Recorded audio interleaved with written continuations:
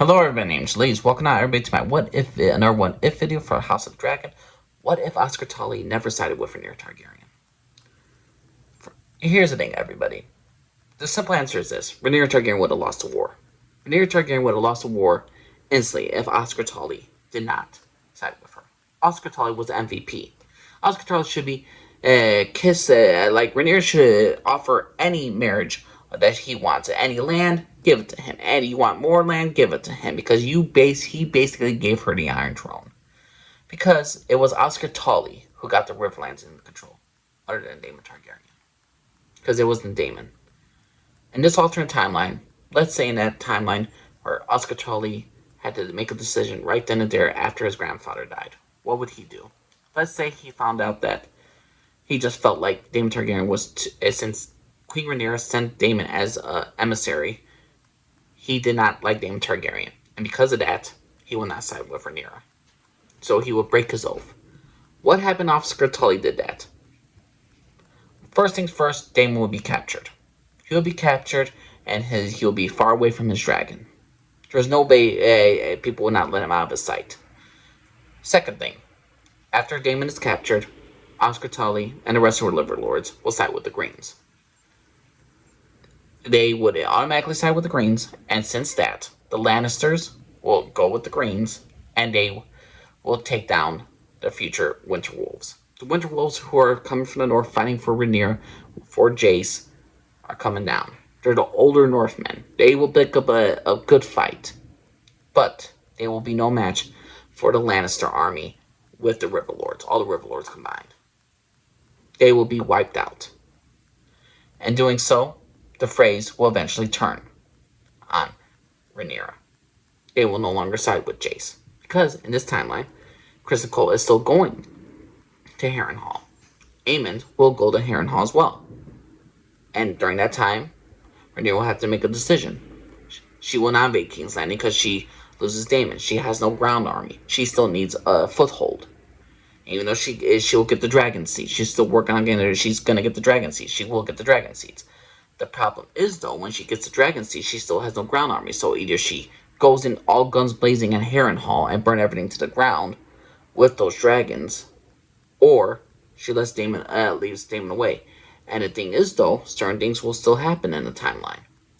Rhaenyra, I believe, can't do anything for Daemon.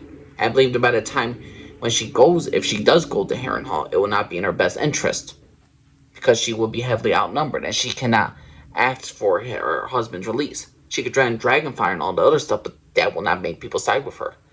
So ultimately, at the end of the day, Rhaenyra is at a stalemate. She's going to try to rally her forces to get as soon as possible. Daemon, in the meantime, will be executed by Criston Cole or Aemond.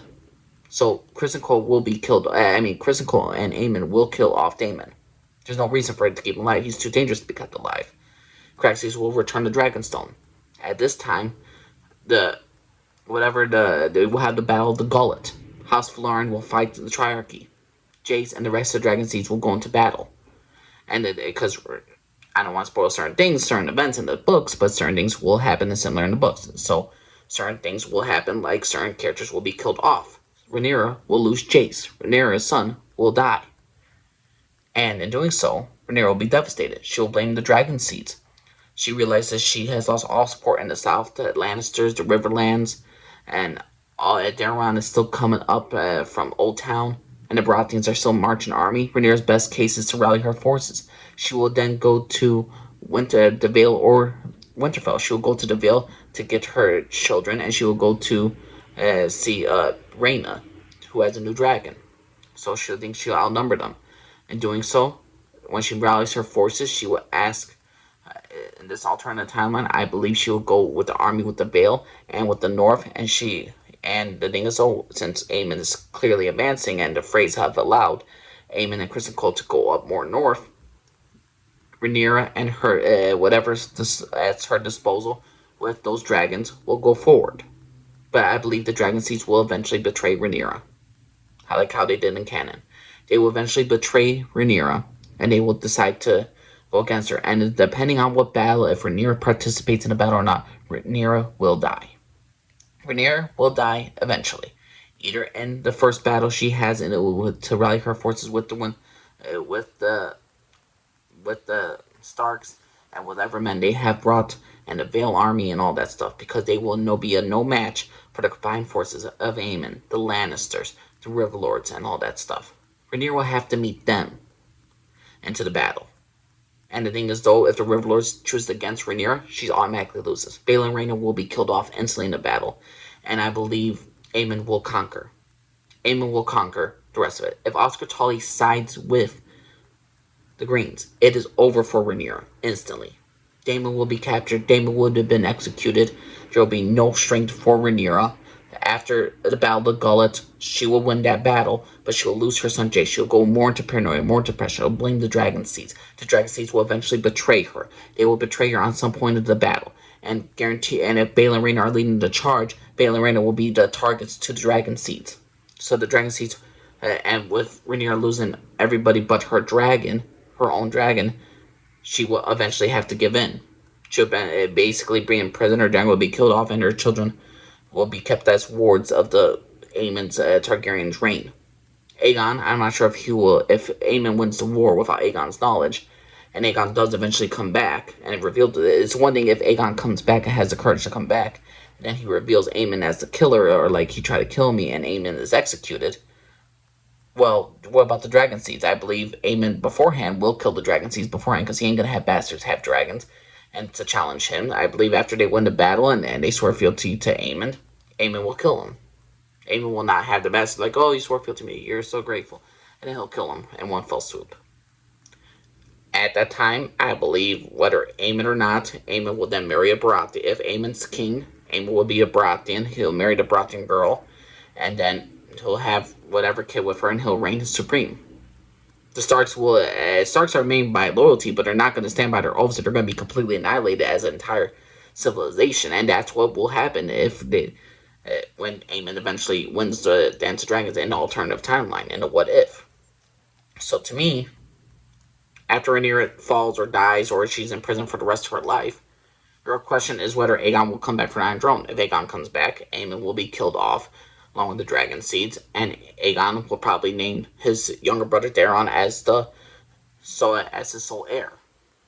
And then, you never know if he wants to, like, okay, you can marry my daughter, and then you can have the kingdom and all the other stuff. You never know how Aegon's going to be.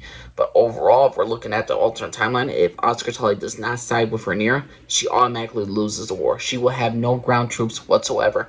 Daemon Targaryen will be in prison. I don't see how Rhaenyra could win the entire war without Oscar Tully's support. Again, Oscar Tully was the MVP of Season 2 for Team Black. If he did not side with Rhaenyra would have no ground army. I mean, yes, the Winter Wolves are coming. But what will be the point of Winter Wolves if they're going to be annihilated by the entire force of House Tully, House Lannister, with the High Tower still coming down from the south, with the Baratheons still coming down as well? I mean, Baratheons are slowly building up their forces. If all of those four houses went against, all at the same time, some 2,000 Winter Wolf old men, there's no chance in hell. And the Vale will probably not send more help for Rhaenyra, because they feel like they're outnumbered. Yeah, you have you have the dragons and all the other stuff, but I ain't gonna stop you from the army and all the other stuff. And plus, winter is coming, the Lord of Winterfell's got to protect his own people. He's going to be devastated by the ultimate loss of his 2,000 beards. Will he go with more soldiers with Rhaenyra to go against him? Yes, but there's only so much Rhaenyra could do. And again, her dragon seeds. If Rhaenyra were to fall, who inherits the Iron Throne? They fought for Rhaenyra. If Rhaenyra were to die earlier on, what would happen to the dragon seeds? What would the dragon seeds do? Oh, Jace is dead. Rhaenyra is dead. Who will lead now? Well, it's her children. But we're not going to fight for the children. We're going to do our own avenges. They're going to call themselves kings. They're going to have their own issues. So in my personal opinion, Oscar Tully is the whole reason why Rhaenyra even has a chance of winning the war. Why she even has a chance of even surviving. So, what y'all think, everybody? You think Oscar Tully is the key to everything for Rhaenyra in Season 2? You think he's not that important? You think my logic of events is not that totally correct? Please let me know what you all disagree, everybody. Please know what you all think. Thanks, Lucy, for everybody. Bye.